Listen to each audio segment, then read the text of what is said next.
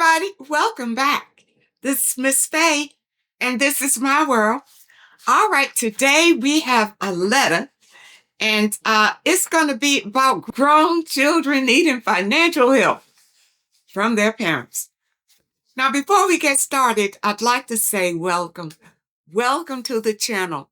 And I also like to say that we're going into the giving season. And I have decided to adopt a family and help them to have a very good holiday. But I'm going to need your help. So I'm asking if you will donate the price of a coffee to this channel to help me help this family have a very good holiday season. So I will leave a link in the description. And just remember, whatever you give, the universe will multiply and give it right back to you. So give from your heart and help someone during this holiday season. Now, I did pull a clip. Let's watch this video clip, and then we're going to read the letter and dive right into this subject. Understand that nothing is wrong with relying on your parents for financial support or even as much as staying with your parents. Right now, in this economy, rent is high, mortgage is high. This is a way that you can allow your children to get ahead financially by letting them stay home. Of course, give them some responsibilities that they can't just get their money and blow it, but allow them time to save up their money, allow them time to build their credit so when they do step outside of the house, they have a solid financial foundation. And that goes to the Gen Z as well. Like a lot of us, we couldn't wait to graduate so we could get out and be on our own. Understand, you are setting yourself up for success by staying at home with your parents if they allow it, and if you are responsible with your finances. All right, let's dive into this letter. Many times, our adult children need help, and we as mothers want to give them what we can. At what point do we draw the line? Well, if you ask me, I haven't drawn the line yet, and my kid's been grown. Okay? I guess I'm the type of person, I'm going to help my children as long as I can. Okay? All right, let's go on with the letter. My son is 30 and working full time. He hit hard times and has come to live with me. Okay. He has been here nearly a year, living with me, not paying anything and not helping with the chores. Have you asked him to help? Have you asked him to pay? When when grown children move back home, they don't move back home to pay. They move back home to save their money so that when they decide to leave again, they'll have some money maybe they can stand on. All right, they don't come home to pay, but it's up to you parents. If you want them to contribute to the household financially, ask them to pay when they come. Ask them, I would say, can you afford to pay? And this will help with the household expenses, the added household expenses, because when they come in, everything's going to go up, the electricity, the water, and so forth and so on. So maybe they can contribute something if you don't want to feel like they are just taking advantage of you. Okay? It has not been easy for me to accommodate another person in my home, but I made do in order to help him alone. All right, when your son moved in, did you have a conversation with him about your situation that you were kind of struggling yourself? Because don't assume that children know that, because they don't. Listen, I'm a single mother and have been, raising two sets of children. And my children don't realize that I struggle. They think I got it like that because I've always been able to provide for them. Okay? So children have that in their mind. You've always been able to provide. So why they think you can't provide now? It's just a mindset. They don't see you as not having. All right. That's why it's important for you to sit down with them and explain to them the situation. Okay. Don't assume that they already know, because they don't. I'm looking forward to him moving out. in the next month or so. Many times in this arrangement, I feel taken advantage of. Well, of course you do, because you've just gone along with the program. You haven't spoken up about anything. You just assume that because your son is 30 years old, that he knows how to take responsibility like this. They don't. They don't. It takes a while before a person gets to that maturity that they know they got to pay bills. They got to do this, and they're going to cut the lights off. They got to, you understand? It takes a while for a person to grow into that if they have not been trained growing up to do that. And many of us haven't. I know I hadn't. And after I got out of college, I guess I was like 24, 23, 24, somewhere in there. I didn't know anything about the responsibility of a home, of what it took to keep a home afloat. I didn't know anything about that. So whenever I went home, I expected my parents to pay like they always did. I didn't know any better. But as I got older and really got on my own, then I learned that responsibility. Okay, it takes your children a while to learn that kind of responsibility. So be patient with them, parents. I know we many of us have this mindset. We can't wait till our kids get out of our house. I never had that mindset. Even as a child, I never had the mindset. I always envision my children staying. My house never was big enough for everybody to live together, but I have no problem with that at all. Or your family being close, you all supporting each other. I guess I got that kind of commune mindset.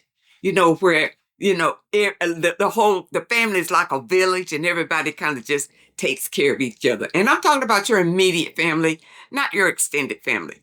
Okay, I'm talking about your children right now. And I know everybody didn't have that. Many of us grew up because our parents kicked us out when we got a certain age. So that's what we're going to do. We're going to kick our kids out. They got a certain age. But the thing about that is that bothers me about that is, we are so happy to have these babies. Many of us go out to the doctor for him to help us to make a baby. And, the babies are little, we love them and everything, but as they grow, what do we fall out of love with? Now we can't wait for them to get out of our homes, get out of our faces. What is that? They're still the same babies that you brought into the world. And you should love them and care for them as long as you can. All right? We're only here on this planet for a very short time. Think about it. A very short time. And you want to be happy while you're here. And a lot of times, if your children need you for something, they probably don't realize that you need them for something because you don't speak up about it.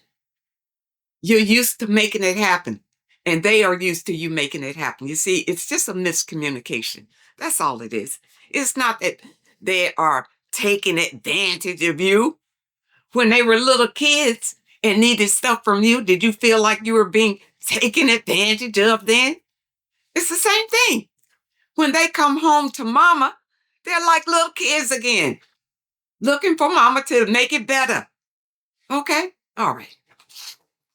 All right, let me see what happened with your son here. Whenever I ask him to help with things around the house, he accuses me of allowing him to stay here so he could be my butler. And I resent these statements from him. Again, I say you need to have a clear conversation with him so he'll know your situation, okay, and how you feel. But don't argue. It shouldn't be an argument. It should be a nice, comfortable conversation, and hopefully you can both get a chuckle out of it and come to a clear understanding. And I think you both will be happier people. And if he's helping you financially and or helping you around the house or whatever things you need, you probably won't be in such a rush for him to get out. Okay? All right. So this morning he came home from work and informed me that his car needs an expensive repair. He followed that up with asking me if he could borrow my car if he can't get the repair done. He says it will only be for a few weeks and only to go to and from work. I told him no. And he followed up with name calling and insults. Yeah, well, I think that's because that's the way that you two are used to dealing with each other. He claims I never help him and that I'm one-sided with my help. As I see it, if he was not living with me, he would be paying at least $1,000 per month plus food and utilities. So I think that with what he is not paying for his living expenses, he should be able to have his car fixed and still have enough money to move out next month. You know, where are you getting these figures from? Do you know how much he makes on his job? So are you just pulling these figures out of the air? Everybody that has a little job cannot afford $1,000 a month rent plus utilities. So you just pulling figures out of the air talking about if he could afford rent, he can't afford rent. That's why he's home with you. Or utilities. That's why he's living at your house. So what are you doing? You understand? You're making up excuses why you don't want him there. You understand? But as I see it, you two can work this out together. You can't assume that if you kicked him out in the street, that he's going to go find him an apartment that costs $1,000. He may be living in that car that doesn't even run. You don't know what his situation would be if you kicked him out, but I doubt it if he can run off and get an apartment for $1,000. If your son, your 30-year-old son, could afford an apartment, I assure you he would have been out of there. Because of the way that you write this letter, I'm sure that you're showing on your face you don't want him there. And he can read that. He can read that. And he wants to get out of there. But he's having a string of bad luck. Okay? That's all, just a string of bad luck. So, you, as I see it, you have the power to make the situation better. You have the power to do that. All right? Sit down with him. Discuss your concerns in a calm, quiet manner. You know, maybe a bake a cake or a pie or something sweet to sweeten up the atmosphere. And while you sit around or whatever, you know, you want to talk to him about, you know, your living situation. All right? And just lay out your concerns instead of jumping on him. Okay? Because you don't know what he's making on his job or any of his situations, you know, or what his car costs. Okay? All right. But the thing about it is, if you two sit down and calmly talk about this, you see, I think you can work it out.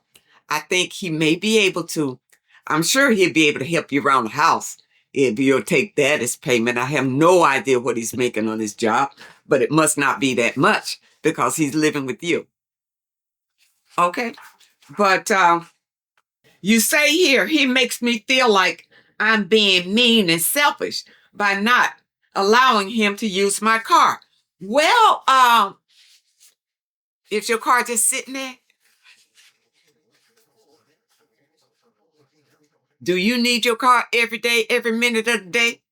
Or is it just sitting there and nobody's driving it while he could be going to work and back? All right, this is what I think. If you're able to sit down with your son and come to some compromise. Now, ain't no sense in you telling your son that you're going to need for him to pay you $500 rent, $1,000 rent, because you know that's what he would have to pay if he went outside your house. That's ridiculous. All right? If I were you, I would just ask him maybe for $200, $250 a month. Something that maybe he can handle and still be able to save money to get his car fixed, save money to get his own place eventually.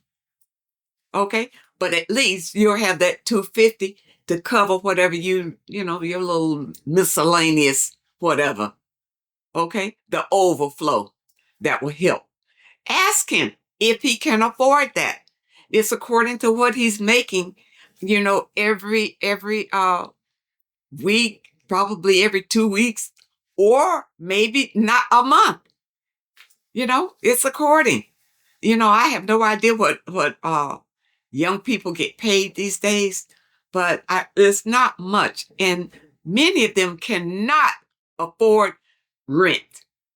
All right. As a matter of fact, my son wanted to have his own place, and I'm an advocate of you staying at home until you can afford to go into another home. I'm not an advocate of apartment living at all. And I'm trying to get him to come back home. Save your money until you can buy a place, a permanent home. No sense in throwing your money down a dark hole. And when an apartment living, that's what it is. Now, I'm not saying, I went to apartment living and I didn't know if you were in an apartment or what. But the whole thing is, you and your son actually can help each other. You can help each other. Okay? He's a young man. He can work. He can make a living. You understand? You don't want to be on the bad side of a man when you might need help one day. Okay? Yeah, you didn't tell me how old you were, but if he's 30, you got to be coming on up there. You understand? And that's going to be a time when you're going to need your son. You want to be on great terms with your son. You want your son to be used to helping you. So you need to start now. You need to sit down with him, be calm, be sweet peaches.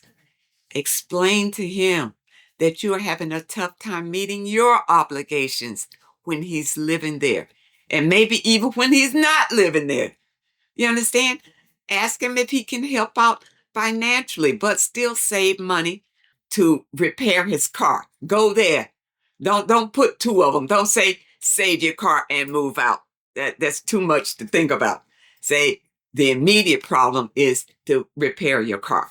And if I were you, if I didn't have to drive my car every day, I'd let him drive my car to work. Because if he has to take a bus, cab, whatever, that's expensive and it takes time away from, if you have this talk with your son and it comes out well, whatever little money he would be putting out there, well, he'll put gas in your car. You have to make sure that it's running or whatever. And that can be really helpful to you. So, I hope that my advice has helped you in some way. And people, this is my opinion. When I grew up, my parents were under the impression that when you got a certain age, don't come back home to live. They grew up like that. So that was their mindset. So all of us kids, we had to, after we left school, we couldn't come back home to live. All right. Now, at least we had an education to kind of help along the way, but we didn't know anything about life. We didn't know anything about, how to make it in the world or anything like that. And if we were able to, go back home and then kind of weave out and learn things to help us along, I think it would have been a lot easier transition. All right. So My advice today is coming from my own experience, and I really hope that you understand, and I really hope that it helps someone. Now, those of you who may have a question that you'd like for me to answer, my email address is in the description. And if you're looking for today's affirmation, the link is also in the description. I want to thank you so much for supporting this channel. And I want to remind you that all the donations that come in will be going to help my adoptive family. So I appreciate all of you. I wish you all the very best, and I really hope to see you next time.